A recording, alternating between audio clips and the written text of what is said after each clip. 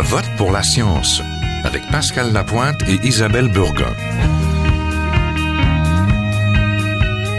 Bonjour à tous. Une étude récente s'est penchée sur l'utilisation du temps chez les jeunes Américains âgés de 20 à 29 ans. Les chercheurs ont découvert combien cette utilisation avait évolué depuis 10 ans, c'est-à-dire entre 2004 et 2014.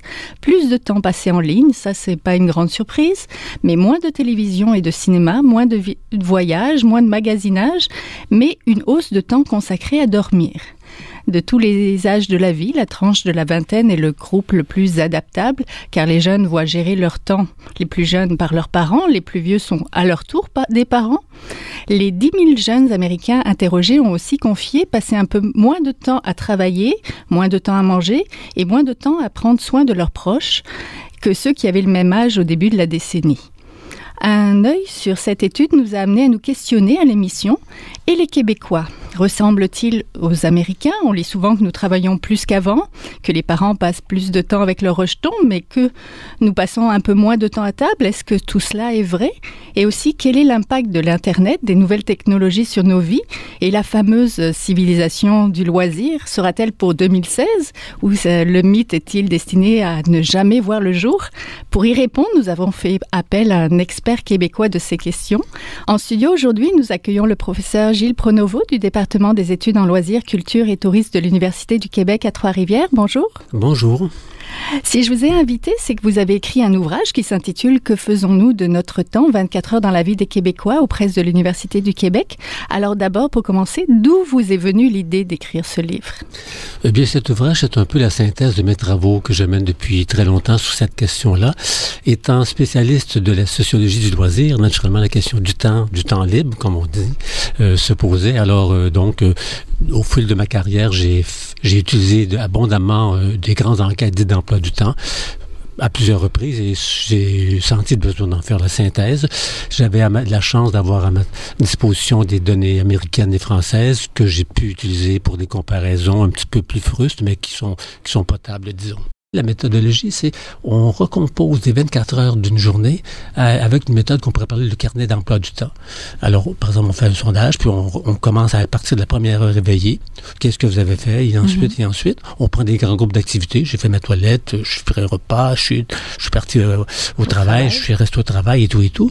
Et on code ce que disent les personnes dans leur langage, mais on a des logiciels très sophistiqués qui vont dire sommeil, c'est le code 332, disons juste comme ça. Okay. Également pour la durée, la personne dit à quelle heure elle a commencé une activité, donc le début d'une activité, c'est la fin d'une autre. Et c'est l'ordinateur qui fait le calcul de tout ça. Donc, et ça fait 24 heures dans la journée d'une personne. Donc, c'est pas la personne qui définit les codes et qui définit la durée, c'est l'ordinateur.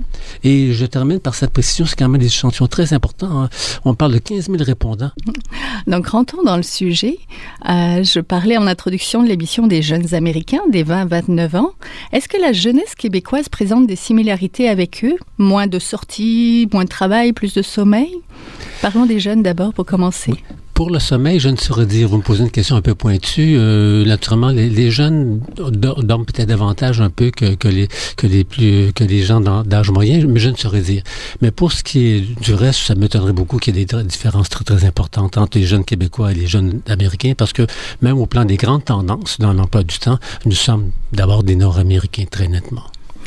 Les jeunes, vous avez écrit aussi un livre, Comprendre les jeunes aujourd'hui. Donc, c'est en fait une tranche d'âge que vous connaissez bien. Est-ce qu'ils sont plus perméables au changement? C'est vrai c'est plus les parents qui dirigent leur vie, c'est pas encore eux, ils sont pas encore parents. Est-ce que c'est une tranche qui pourrait refléter un petit peu les changements de la société par rapport à la gestion du temps? Je pense que ça a toujours été le cas. Les baby boomers, quand ils étaient jeunes, ont bien sûr eux aussi porté des changements très, très importants en Occident. Et la génération des jeunes, on appelle les natifs du numérique, oui. Ceux qui sont nés avec l'Internet et le numérique sans connaître autre chose, ont également, à leur façon, porté des changements. Ils ont été très ouverts à ça. Et je crois que c'est un peu la même chose aujourd'hui. Souvent, les catégories plus jeunes sont plus ouvertes au changement et donc sont aussi davantage perméables à des changements technologiques ou autres et des nouveaux usages, très nettement. Parlez-moi de la gestion de leur temps. Qu'est-ce qu'ils font les jeunes que ne feraient pas leurs aînés, ou vous et moi qui n'avons plus 29 ans malheureusement? Bien, il faut se mettre dans le contexte que les jeunes n'ont pas d'obligation professionnelle ou familiale la plupart du temps, naturellement, de sorte qu'au fond, leur vie, je ne dirais pas que se résume, mais ce sont les études oui. et c'est le travail. On commence de plus en plus jeune.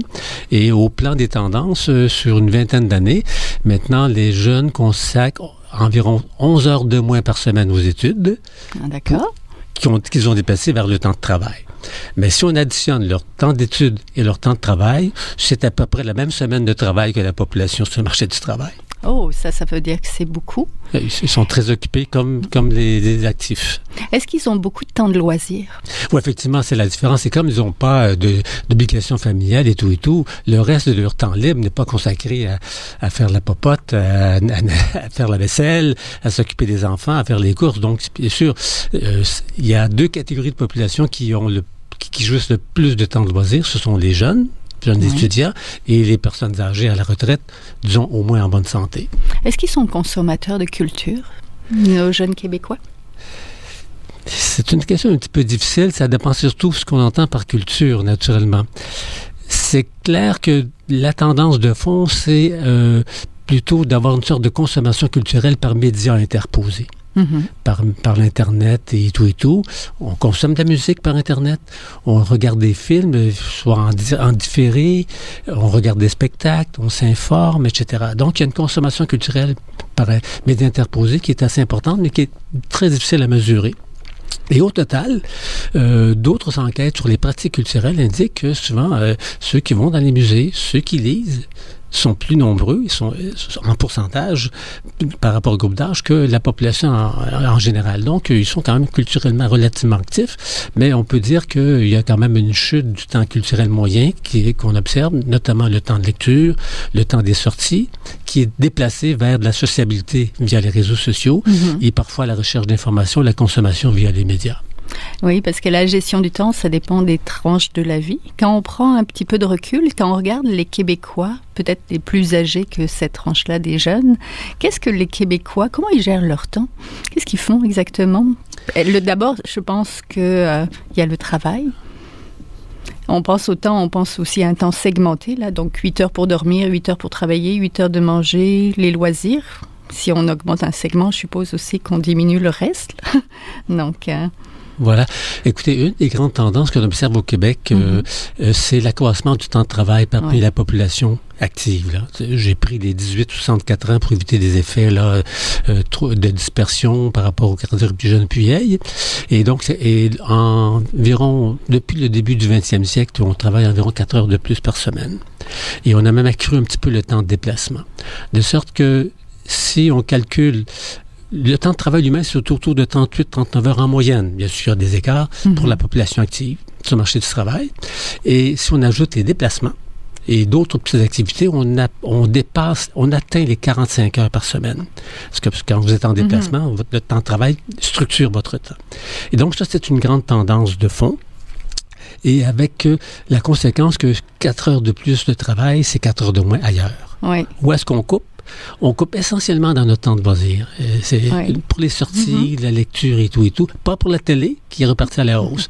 Donc, c'est un petit peu ça, là, 4 heures de plus de travail, 4 heures de moins de temps de loisir, un petit peu moins de temps consacré au bénévolat également. Quand on parle de temps de travail, est-il vrai que les Français travaillent moins que nous et que les Américains travaillent plus que nous? C'est ce qu'on entend beaucoup au Québec. J'avais l'impression, quand je regardais les tableaux dans votre livre, qu'on travaille plus que tout le monde et que même que nos concitoyens canadiens. Là, vous me parliez de 45 heures par semaine. Peut-être qu'on va faire mentir Lucia Bouchard. Contre 45,9 contre 45,5 au Canada.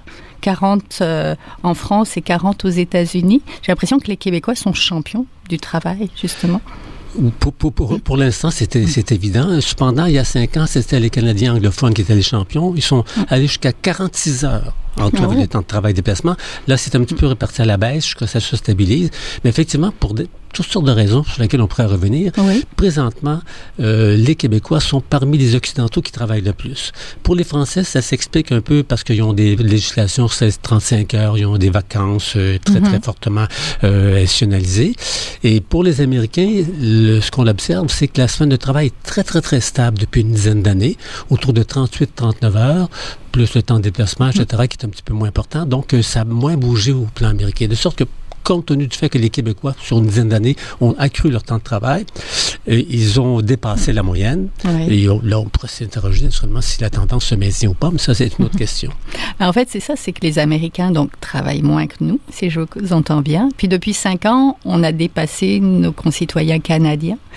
Pourquoi travaillons-nous autant alors que, justement, on a toujours la télévision qui est omniprésente dans nos vies, on a aussi les enfants, Comment on l'explique? Alors, naturellement, si on s'en tient uniquement aux facteurs liés au temps, parce que je ne suis pas un économiste, il y a des facteurs économiques qui jouent très nettement, on avance la plupart du temps 2 grandes explications. La première, c'est l'importance du travail féminin. Maintenant, nos mères ne travaillaient pas, étaient à la maison. Maintenant, toutes les mères travaillent presque à plein temps. Donc, c'est clair que l'ensemble de la population travaille davantage parce que des femmes qui travaillaient moins ou à temps partiel travaillent à plein temps. Ça, c'est la première explication. Donc, finalement, ce sont des femmes qui sont, qui ont créé en quelque sorte cet accroissement. L'autre facteur, c'est que c'est un phénomène également de scolarisation. Ce sont les plus scolarisés qui travaillent davantage. C'est pas nécessairement ceux qui ont des horaires fixes, comme dans les bureaux et tout. Et comme la population est davantage scolarisée, bien donc ça a aussi comme effet d'entraîner une tendance à la hausse du temps de travail. Oui. Sinon, est-ce que c'est exact quand je disais qu'on pense à un temps segmenté, qu'on déplace, plus on travaille, est-ce qu'on déplace ce temps-là, est-ce qu'on le gruge, est-ce qu'on le prend sur le temps de sommeil et tout ça? Est-ce qu'on a raison de penser comme ça, cette mesure de temps-là? Plus le temps on travaille, donc moins on a de temps finalement à consacrer au reste? Bien sûr, en termes uniquement de déplacement de temps, comme je l'ai dit, c'est le temps de loisir qui présentement, on a un temps de loisir qui était l'équivalent de ce qu'on avait dans les années 80. Une régression très importante, naturellement. Ça, c'est facile à mesurer. L'autre phénomène un peu plus difficile à mesurer, c'est qu'effectivement, maintenant, le temps de travail est plus volage. Parce qu'on peut le faire à la maison, on peut le faire dans le bus, etc. Donc, il y a une sorte de fragmentation des temporalités du travail et qui fait en sorte que parfois les frontières entre vie personnelle, vie familiale et travail sont un peu plus floues. Ça, c'est clair qu'il y a un éclatement des frontières entre les grandes catégories de temps traditionnelles. Vous avez d'ailleurs consacré un chapitre, la perspective sociologique sur le temps, où vous parlez de la valeur mais aussi de la rareté du temps, une ressource trop rare pour le perdre, n'est-ce pas? Et on a différentes attitudes à l'égard du temps qui ont changé depuis entre 92 et 2010, mais pas tant que ça, parce que nous avons toujours le sentiment de manquer de temps pour les nôtres et nous sommes toujours tendus par un manque de temps. Est-ce que nos perceptions sur le temps sont fiables? Alors ça, c'est clair que ça renvoie à des phénomènes objectifs, c'est bien évident. Mais nous sommes la plupart du temps de très mauvais juges du temps que nous consacrons à nos activités. Nos évaluations ne sont pas toujours très exactes. Mais c'est clair que au fil des sondages, il y a une constante, c'est il y a un pourcentage, à peu près le tiers de la population qui se sent vraiment stressé par le temps, qui déclare être stressé par le temps. Et même chez les jeunes, en passant, à l'œil, là, il y a à peu près 50% des jeunes dans une échantillon d'une enquête que j'avais réalisée qui se disaient bourreaux de travail ou écourter leurs heures de sommeil et ainsi de suite. Donc, quand on prend des paramètres comme ceux-là, il y en a souvent la moitié qui disent qu'ils doivent couper leurs heures de sommeil pour arriver, qu'ils ont le sentiment de ne pas avoir fait tout ce qu'ils voulaient faire durant la journée. Donc, il y a un stress temporel très important qu'on observe, je vous donne en mille, d'abord auprès des mamans sur le marché du travail, des jeunes mamans. Ce sont les plus stressées d'entre les stressées. Celles qui ont des enfants de 0 à 4 ans et qui sont sur le marché du travail, on comprend. Après, ce sont les pères. Oui, dans la même situation, qui ont aussi des enfants de 0 à 4 ans. Et après, ce sont ceux qui ont des tâches dans le domaine de la santé, des services sociaux, dans des tâches de gestion, de direction, dans ces milieux-là. Oui, dans les emplois un peu plus prenant. Tous n'éprouvent pas le même stress face au manque de temps. Là, vous parliez des mères d'enfants âgés de 0 à 4 ans et des pères aussi dans la même situation. Mais donc, parlons donc du temps parental que vous qualifiez d'un temps sous tension. Les parents sont de plus en plus débordés. Le temps des mères donc n'est pas le même que celui du temps des pères. Il faut par contre différencier le temps parental du temps familial. Expliquez-nous. Ce sont des mesures un peu classiques. Le temps parental, c'est le temps que l'on consacre à nos enfants en termes de soins, leur faire la lecture, l'aide aux devoirs. Et c'est peut-être aussi le temps pendant lequel on est avec nos enfants. Et le temps familial, c'est le temps total quand on est avec un conjoint ou un enfant ou les deux en même temps. Là. Donc, c'est un petit peu ce sont des mesures un peu classiques. Plus globales. Donc, comment on explique que les parents sont plus stressés, que ce temps-là est sous tension? Est-ce que c'est parce que les parents disposent de moins de temps, simplement? Non, je dirais que c'est parce qu'ils sont, surtout quand on est dans la trentaine et le début de la quarantaine, c'est la période la plus critique en termes de mobilité professionnelle.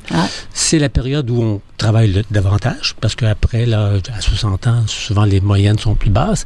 Et donc, on est en situation de mobilité professionnelle. On a des responsabilités nouvelles. On vient d'avoir des enfants auxquels on était beaucoup attachés, et ainsi de suite. Donc, ça explique pourquoi c'est dans cette âge de la vie, comme je disais tout à l'heure, qu'on est les plus stressés. Oui, on a beaucoup de choses dans nos assiettes, finalement. Voilà, ce sont les parents là, entre 30 et 45 ans, qui sont les plus stressés, qui ont un double compte de travail, de famille et de loisirs et de temps parental et tout. C'est la période la plus... En termes de temps, là, c'est la période certainement la plus dense et la plus difficile dans le cycle de vie. Oui. Est-ce que la société a su aussi s'adapter à cette situation-là? Parce qu'on a des garderies, on a aussi la conciliation, travail, famille, etc. Est-ce que la société a su gérer ou s'adapter à ce temps-là pour les parents qui est le temps qui est plus intense, où il y a beaucoup plus de choses à faire finalement entre le travail, etc. Et on rappelle souvent, naturellement, que le Québec a des politiques sociales relativement généreuses, notamment pour ce qui est des services de garde et tout et tout. Et donc, on a une sensibilité à cette question de conciliation vie-travail, vie professionnelle, vie familiale, naturellement. Et c'est certainement une avancée importante. Mais je pense qu'il y a encore beaucoup à faire pour, par exemple, assouplir les horaires de travail, être plus flexible, être capable de répondre à la demande d'une maman qui doit emmener son enfant à l'urgence parce qu'il y a la grippe, alors que ça se fait pas. S'assurer que de plus en plus de pères, même si on est les champions du congé parental chez les pères au Canada, s'assurer qu'il y a de plus en plus de pères qui fassent leur part du temps parental. Donc, il y a des avancées, mais il y a encore beaucoup de chemin à faire. Oui, parce qu'entre le temps d'une maman et le temps d'un père, il y a aussi les fameuses tâches ménagères qui ne sont pas forcément réparties de la même manière, auxquelles les uns et les autres ne contribuent pas de la même manière aussi. Là. Ah non, ça c'est bien mesuré dans toutes les enquêtes. Il y a quand même des avancées. À l'œil, là, les mères consacraient 2,5 fois plus de temps aux tâches ménagères que les pères il y a environ une vingtaine d'années. Maintenant, c'est 1,5 fois seulement. Je dirais seulement, mais c'est quand même. Donc, on a encore quelques générations avant qu'il y ait une sorte de parité. Il y a une tendance très, très nette, là, où il y a une parité qui risque d'être atteinte assez rapidement si on se concerne le temps de parental, le temps de soins aux enfants, où là, le temps des pères et le temps des mères, sans être égal, il y a une tendance convergente. Et à mon avis, si la tendance se maintient, dans le prochain sondage qui est en train de se réaliser en 2016, dont on aura les données en 2017, on devrait être, si c'est la même tendance, naturellement, on devrait avoir presque la parité en termes de temps que les pères et les mères consacrent à leurs enfants, qui c'est à peu près de même ordre de grandeur. Parlons du fameux temps de loisir. Donc, il prend une pause au Québec. Vous avez remarqué un déclin dans ce temps de loisir hebdomadaire pour la population active, sauf pour la pratique sportive. Donnez-nous un petit peu de détails. Alors, comme je le disais, c'est environ 4 heures de moins par semaine. On a coupé à peu près dans tout, mais moins dans la télévision. Le seul, et le temps culturel aussi a connu une chute très importante, on pourrait y revenir. Le seul point où on a réussi à conserver, je dirais presque de peine et de misère, un temps minimal, c'est le temps consacré à des activités physiques, sportives, de plein air. Ce temps-là est en légère hausse, et même au vu des mesures que j'ai faites, comparées France, Québec, États-Unis, on est un petit peu au-dessus de la moyenne. Donc, c'est à peu près le seul temps qui résiste à la chute du temps de loisir, le temps d'activité physique, et un petit peu le temps télévisuel, comme je le disais. Et pour la culture, vous remarquez un déclin aussi? Là, c'est dramatique. C'est dramatique. On sort moins, on lit moins, etc. En fait, le temps quotidien consacré à la culture est en chute, d'une part par rapport au pourcentage de gens qui chaque jour déclarent pratiquer une activité culturelle, incluant la lecture, qui est souvent 50% du temps quotidien, également en termes de temps absolu, naturellement, et également en termes de pourcentage du temps de loisir consacré à la culture qui est aussi en déclin. Donc là, il y a une chute un petit peu importante, mais comme je le disais au début de l'entrevue, il y a quand même une partie du temps culturel qui nous échappe, c'est le temps, la consommation culturelle par médias interposés qu'on mesure très très mal. Donc peut-être que finalement, cette tendance à la baisse devrait être relativisée un petit peu par des mesures qu'on pourra faire un jour, des mesures par Internet, par exemple, des choses comme ça. C'est ça, c'est parce qu'on passe 2h05 par jour à la culture, mais c'est quand même 15 minutes de plus que les Américains. Voilà, on est aussi, on passe, au vu des mesures que j'ai réalisées, ce sont les Français qui ont connu la chute la plus dramatique. Entre les années 80 et les années 2000, très très nettement, ils étaient les champions du temps culturel dans les années 80, c'est bien mesuré, et maintenant ils sont, je dirais, les cancres en quelque sorte, parce qu'ils sont dans mes trois lignes, ils sont les derniers. Oui, c'est ça, quand on se compare, peut-être qu'on se console, là. Donc, mais c'est ce que je lisais dans votre livre, un tiers de la population de plus de 15 ans participe quand même quotidiennement au moins à une activité culturelle. Là, rappelons, c'est le théâtre, les bibliothèques, le cinéma. Ça, ce sont des chiffres de 2010. C'est peut-être, ça a déjà été mieux, mais c'est pas si mal, non? Donc quand même, écoutez, c'est 2 millions de Québécois par jour qui pratiquent une activité culturelle au pourcentage de la population. Mais c'était 45% il y a une vingtaine d'années de gens qui, chaque jour, pratiquaient au moins une activité culturelle. Souvent, premier chef, c'est la lecture, naturellement. Donc, il y a une chute, là. Mais quand même, c'est quand même 2 millions de gens, là, dont environ au moins 1 million qui lisent un livre, un journal ou une revue. Mais c'est ça, c'est plus la lecture qui en pâtit, mais pas tellement la télévision. Vous avez dit tout à l'heure que c'était stable. Est-ce que, justement, le numérique, l'Internet viennent changer un peu la donne? Parce que c'est une activité en progression depuis l'accès généralisé à l'Internet, qui a une grande incidence sur le temps libre, justement, qu'on possède. Donc, il faudrait détailler selon leur usage, parce qu'on a les utilisateurs modérés, ça c'est 7 heures par semaine, qui ne l'occupent pas forcément de la même manière que les grands utilisateurs ou que les non-utilisateurs. Bien sûr, effectivement, le temps consacré à la télévision avait tendance à décliner parce qu'il y a une limite à passer tant de temps à la télévision. Il y avait des demandes pour le plein air, etc. Et à ma grande surprise, depuis quelques années, ce temps-là est reparti à la hausse. Mais nous ne sommes pas les champions. Hein. Ce sont les Américains qui sont les plus grands télévores. 2 à 3 heures de plus par semaine, je crois, que les Québécois. Et ça s'explique certainement en partie par la multiplication des moyens d'accès à la télévision, les iPads, etc. Je crois que c'est ça. Peut-être par le trait également des nouvelles séries, des nouveaux programmes et tout. Mais c'est clair que, à ma grande surprise, il y a un déclin du temps total quotidien consacré au loisir, mais il y a une hausse du temps consacré à regarder la télévision sous toutes ses formes. Est-ce que la qualité des téléséries québécoises peut influencer? Parce que nous, on est des champions des téléséries. On en produit de très bonnes aussi. Donc, est-ce que le fait d'avoir au Québec, je parle par rapport au reste du Canada, une production de téléséries intéressante, ça pousse les gens quand même à rester devant leur petit écran?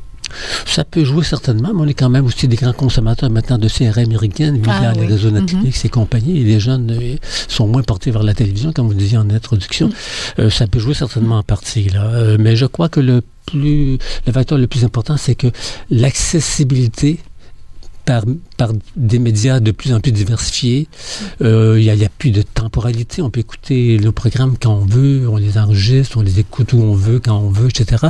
Cette sorte de désynchronisation des horaires d'écoute de la télévision facilite beaucoup, bien sûr, une consommation plus grande. Oui, c'est ce que vous allez voir peut-être dans votre prochaine étude, la technologie, la place de la technologie qui vient chambouler ce temps-là, parce que on peut commencer à regarder notre télésérie dans le train de banlieue ou dans le métro, puis le poursuivre sur l'heure du midi, puis la terminer le soir finalement, puis ça comptera pour du temps de télévision finalement, même si on la regarde peut-être sur différents supports, que ce soit l'Internet ou la vraie télévision. Absolument. J'avais écrit d'ailleurs dans les années 80 un article justement où je disais que tôt ou tard, il n'y aurait plus de différence entre les différentes technologies. Maintenant, on voit bien, là, c'est le pad, le phone, l'ordinateur ou la télévision, même combat. C'est la même chose maintenant. Il n'y a plus de différence de ce qu'on peut faire avec ça, là. Parce que ça peut être du temps de loisir, mais ça peut être du temps de travailler aussi. On peut, quand on consulte nos courriels pour répondre à des demandes de travail, c'est du temps travaillé, non? Alors ça, bien sûr, on mesure très mal, c'est comme je disais, cette multi-activité qu'on observe maintenant. Comme pour le temps de travail, si une personne dit qu'elle est au travail, mais qu'elle est devant son ordinateur, mais la mesure principale, ça serait un code de travail. Ça nous prendrait un ou deux codes supplémentaires pour dire c'est du travail, mais c'est aussi de l'Internet, puis c'est aussi de la sociabilité. Honnêtement, ça, mes études d'emploi du temps sur lesquelles je m'appuie mesurent très, très mal cela. Mais effectivement, on observe que ces nouvelles technologies amplifient les possibilités de multitâches en même temps. Et les jeunes sont les champions de ça.